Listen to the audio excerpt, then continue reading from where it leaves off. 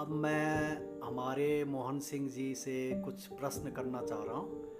तो जो मेरा प्रश्न है वो थोड़ा अजीब सा है, अगर आपको बुरा लगे तो बुरा मत मानना, ये जानकारी के लिए मैं पूछ रहा हूँ। तो मैं ये कह रहा हूँ कि ये जो हमारे तीन ब्रह्म हैं, ब्रह्मा विष्णु महेश, तो इनको संसार के रचयिता या हमारे संसार के पालन करता और विनाश करता माना जाता है। लेकिन मैं ये जानना चाह रहा हूँ कि ये कहाँ से, इनकी जो सृष्टि में आए, ये कैसे उत्पत्ति कैसे हुई इनकी, तो ये आपको थोड़ा सा हमारे भाई साहब मोहन सिंह जी बताएंगे। तो बोला भाई जी। हाँ, तो इसका देवी भागवत के अनुसार थोड़ा सा भिन्न है और श्रीमद् भागवत के अनुसार थोड़ा भिन्न है, लेकिन चीज एक ही है कि जल से शब्द ब्रह्म प्रकट हुआ। अच्छा। शब्द ब्रह्म प्रकट हुआ ओंकार के रूप में। ओंकार जब वो हुआ, प्रकट हुआ, तो उसने ये सोचा, उस ब्रह्म ने, ब्रह्म तो एक ही है, उस ब्रह्म ने ये सोचा कि मुझे सृष्टि का वो करना चाहिए, निर्माण करना चाहिए, मतलब इस संसार का कुछ वो करना चाहिए। मैं एक तरह से वो, उन्होंने कहा मैं अकेला हूँ यहाँ, तो मेरे साथ कोई और हो तो ज्यादा अच्छी बात है ना। तो उन्होंने विचार किया, तो वो जो है श्रीमद् भागवत के अनुसार है, वो भगवान विष्णु के चतुर्भुज रूप में प्रकट हुआ, वो ब्रह्म। अच्छा। चतुर्भुज रूप में जब प्रकट हुआ तो उसने देखा कि भाई मुझे क्या करना चाहिए, तो वो जल में बैठ गए। अब जल में जब वो बैठे तो वहां से एक उनके शयन करने लगे, शेष सैया भी बोलते हैं उसको, या क्षीर सागर भी बोलते हैं उसको।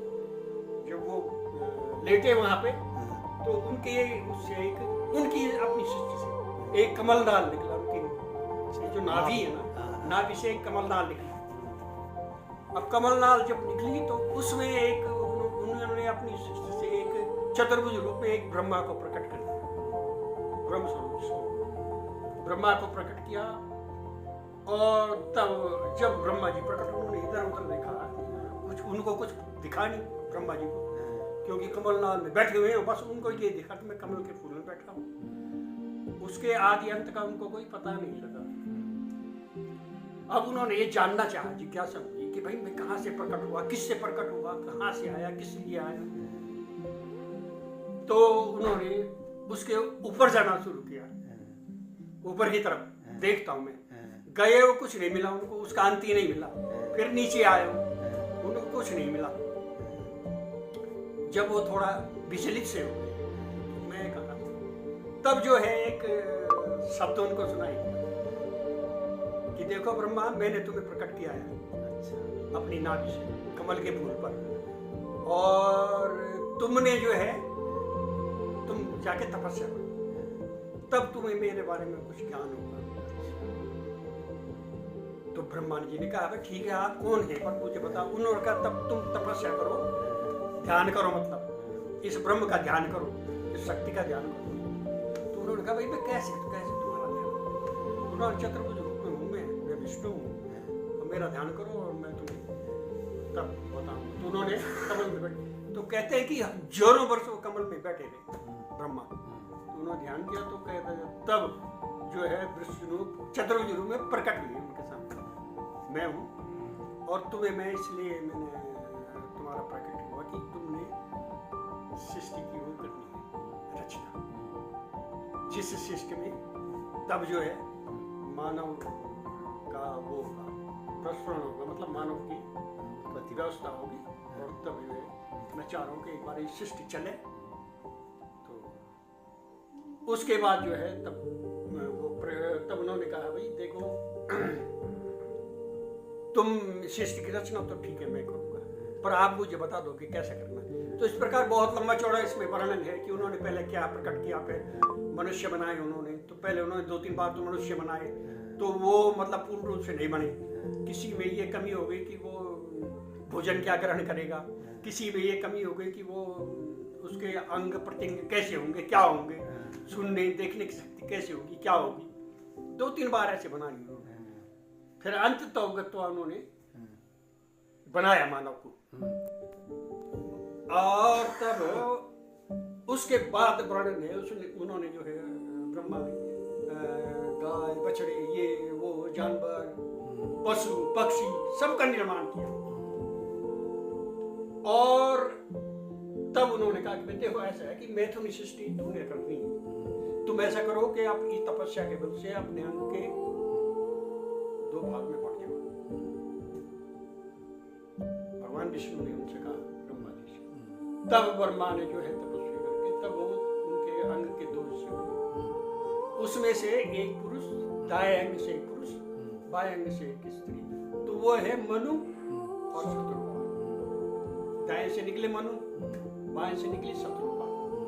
तो तब उनको ये कहा गया कि भाई देखो तुम, ब्रह्मा जी ने कहा कि देखो तुम मैथुन सृष्टि छो संसार में। तब ये संसार का वो भगवान विष्णु वैसे ही चाह रहे तुम मैथुन सृष्टि करो, मतलब तुम जोड़ा और तुम जोड़ो। तब से मनु का मतलब मनुष्य, मनुष्य मतलब मनुष्य हम पैदा हैं सारे लोग, जितने भी मानव सब मनु से पैदा है। पहला सृष्टि के पहले पुरुष हुए मनु और शत्रु। तो शंकर भगवान की उत्पत्ति कहाँ से? उनसे जो है वो चली, सृष्टि चली। इसके बाद एक बात क्या हुआ, उनको ये कालांतर में उनके विष्णु के उससे जो है वर्णों से तो वो पैदा हुआ राक्षस।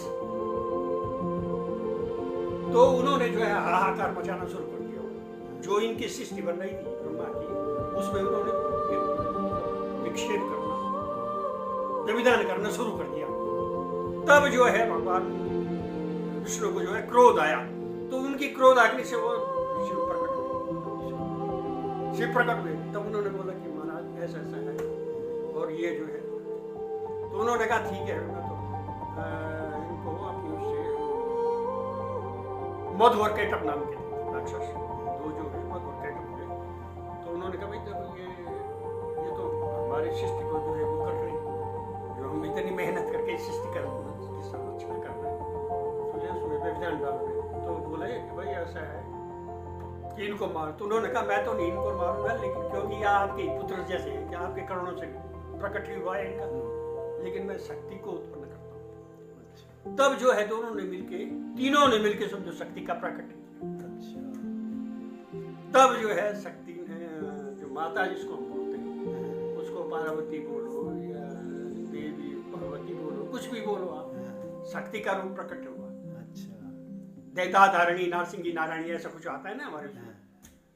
तो तब उस शक्ति ने जो है उनको प्राप्त किया। तो थोड़ा सा अंतर है। देवी भागवत के अनुसार ऐसे जल के सागर में वो पैदा हुआ, तो एक ज्योति पैदा हुई, ज्योत पे ये हुआ, ज्योत ने जो है ओंकार का रूप धारण किया। तो ओंकार से ओंकार में 3 शब्द है ना, आकार ब्रह्मा जो सृष्टि का वो कर रहे हैं, प्रकट कर रहे हैं, सृष्टि का निर्माण कर रहे हैं।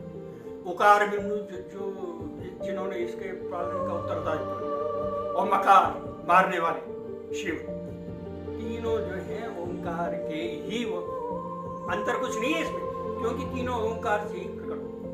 मतलब ये जो अभी पहले बताया आपने वो किस में है वो वर्णन? वो श्रीमद् भागवत के अनुसार कहा। अच्छा, और दूसरा जरा सा कोई ज्यादा अंतर नहीं है। और जो दूसरा ये है श्री देवी भागवत के अनुसार है। अच्छा, कि जल के सागर तेरी ज्योति पैदा हुई। अच्छा, ऐसी ज्योति पैदा हुई, उसमें फिर वही है, वही चीज आती है। तो शक्ति तो मूल रूप से एक ही है। अच्छा, इसमें ये माना जाए कि सबसे पहले विष्णु जी, तो विष्णु जी ने ही उत्पत्ति, विष्णु पुराण के अनुसार, श्रीमद् भागवत के अनुसार विष्णु ही है पहले। अच्छा, ये मानते हैं। वैसे शिव पुराण में थोड़ा अलग वर्णन आता है। अच्छा, कि शिव से प्रकट हुए ये दोनों करके ना। अच्छा, कुल मिला के ओंकार से प्रकट हुए तीनों, और ओंकार ही ब्रह्म है। अच्छा, तो ब्रह्म ने अपने आप को, ये समझ लो कि ब्रह्म ने अपने आप को 3 स्वरूपों में बांट दिया। तो इसीलिए उनको निरंकार ब्रह्म भी बोला जाता है। निरंकार, तो कहने का मतलब निरंकार ब्रह्म वो है जिनके वो साकार रूप में प्रकट, वो किसी माता, तो अनुभव कैसे करते, माता और पिता के गर्भ से पैदा नहीं हुए, एक दूसरे की शक्ति से प्रस्फुटित हुए। अच्छा, उनमें एक दूसरे की शक्ति काम कर रही थी, इसलिए वैसे ये भिन्न नहीं है। तीनों देवता एक ही, सिर्फ कर्म के आधार पर उनको तीनों में हुआ, आपने सृष्टि की, हाँ। आपने पालन करना है और आपने संहार करना है, अच्छा। इस रूप में एक तरह से उसको तीन भागों में कार्यों को तीन भागों में विभक्त किया गया। ब्रह्म ने कार्यों को तीन भागों में विभक्त करके तीनों देवों को बांटा। अच्छा, इस प्रकार वर्णन आता है हमारी। अच्छा, ठीक है, आपने अच्छी जानकारी दी, इसके लिए आपका बहुत बहुत धन्यवाद। धन्यवाद। हाँ, ऐसी जानकारियाँ दिया करो आप, है ना? ठीक है, ठीक है, ठीक है।